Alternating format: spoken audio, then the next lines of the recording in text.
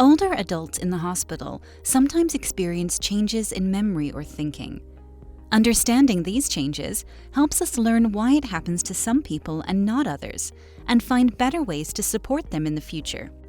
The purpose of this training video is to teach you how to use the UBCam screening tool to assess for delirium. There are 4 features used to screen for delirium. 1. Acute change and/or fluctuating mental status. 2. Inattention. 3. Disorganized thinking. And 4. Altered level of consciousness. For someone to have a positive screen for delirium, you need at least 1 sign of acute change and/or fluctuating course, and at least 1 sign of inattention and either 1 sign of disorganized thinking or an altered level of consciousness. So, they must have features 1 and 2 and either 3 or 4.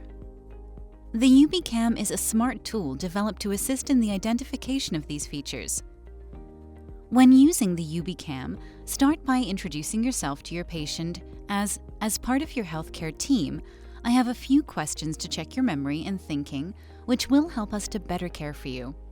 This is an important daily check-in that we consider part of taking your vital signs, like blood pressure and temperature.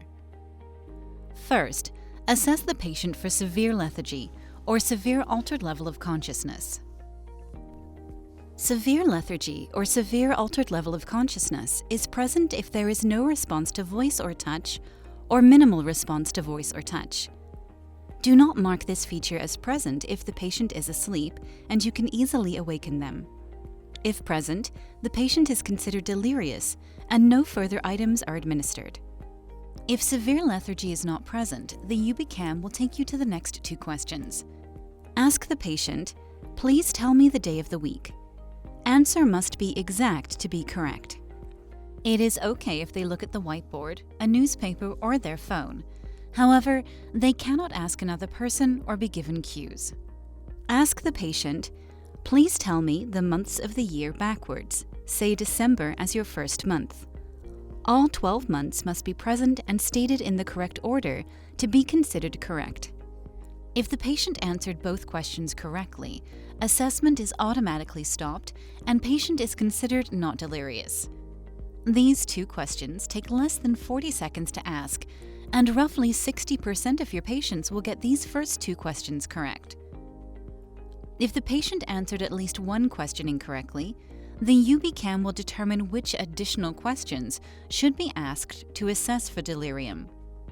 This may change from patient to patient, as the UBCam is smart and will ask the least number of questions necessary. On average, it takes about 1 minute and 30 seconds to complete the assessment when additional questions are needed. Next, we will review all the possible questions that you may need to ask when using the UBCam.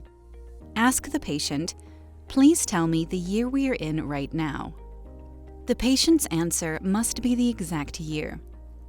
Ask the patient, "Please tell me what type of place this is." Patient should say hospital, but other answers may be acceptable, such as medical facility, etc. Ask the patient, "Please tell me the days of the week backwards." Say Saturday as your first day. The patient must state all 7 days in the correct order to be considered correct. For the next 2 items, say each set of numbers only once, and make sure to read 1 number per second. If patient's answer is not exact, it's considered incorrect. Ask the patient, "Repeat these numbers in backwards order. 7, 5, 1. Ask the patient, "Repeat these numbers in backwards order. 8, 2, 4, 3. Ask the patient, "Over the past day, have you felt confused?" This question can be rephrased if needed to ensure the patient understands. You can rephrase to say, "Have you felt mixed up about things you normally don't feel mixed up about?" For example, mixing up day and night. Note, do not code for confusion if they are confused about valid things like why they're still in the hospital or their diagnosis. You may need to probe for details. Ask the patient, "Over the past day, did you think you were not really in the hospital?" You should not count responses that indicate a disorientation that seems to be within the range of normal, such as a patient saying, "I woke up in the middle of the night and it was dark, and it took me about 10 seconds to remember that I was in the hospital." Ask the patient, "Over the past day, did you see things that were not really there?" You can rephrase to say, "Did anything unusual happen where you thought your eyes were playing tricks on you?" At this point, the patient-facing questions are complete. Please answer any remaining observational questions that appear in the UBCam. Which questions appear depends on how patient answered the patient-facing questions. The UBCam will take you to the additional questions deemed necessary. Next, we will review all possible observational questions. Ask yourself, was the patient sleepy during the interview? This requires observing actual signs of sleep, not just a profound tiredness with eyes closed. You need to witness signs of sleep that include eyes rolling back, twitching, snoring, head bobbing, etc. Ask yourself, did the patient show hypervigilance? This would include unusual startle responses to ordinary stimuli. Ask yourself, was the patient's flow of ideas unclear or illogical? This would be positive if the patient had any answers or speech that didn't make sense. Patient's behavior can also indicate unclear or illogical thinking, including actions that don't make sense or answers that contradict earlier statements. Ask yourself, was the patient's conversation rambling, inappropriately verbose, or tangential? This can be difficult to assess given some people give long answers.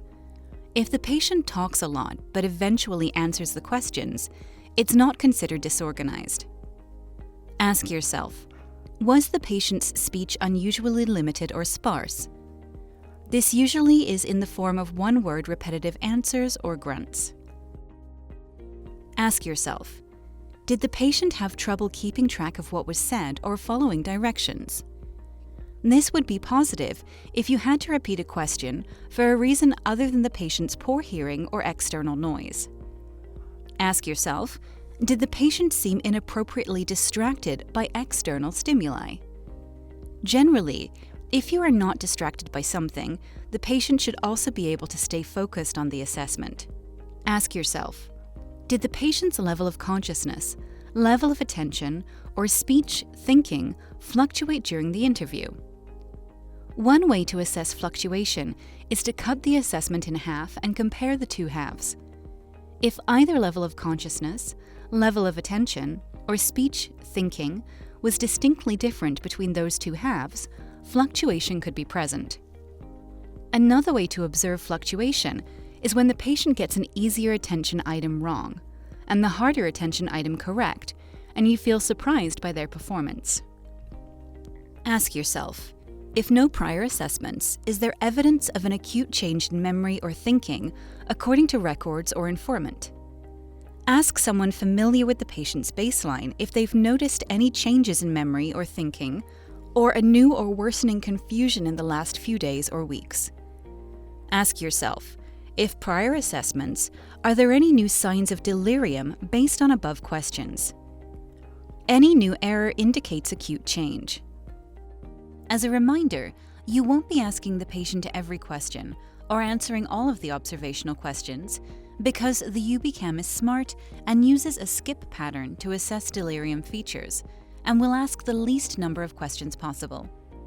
Based on the combination of answers from the patient-facing questions and your observational questions, the UBCam will produce the result for you, saying if delirium is present or absent in the patient.